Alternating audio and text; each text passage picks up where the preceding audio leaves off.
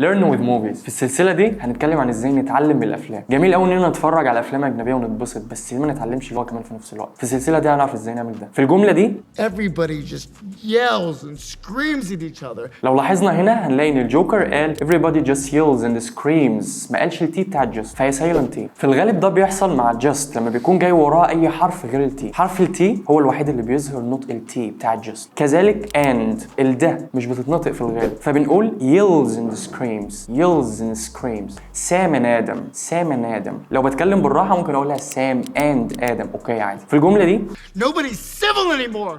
nobody's civil anymore. حرف الاس مع السي عملوا سيه ساوند، فما فصلتش بينهم، قلت nobody's civil. في الجملة دي To be the other guy. ذا لما بيجي بعدها كلمة بتبدأ بحرف متحرك بكسرها، فبقول the other guy. بس لو اقول the daily task هقولها مفتوحة عادي، فقلت the daily. ده كان example بسيط بانك ازاي تتعلم عن طريق الموفيز.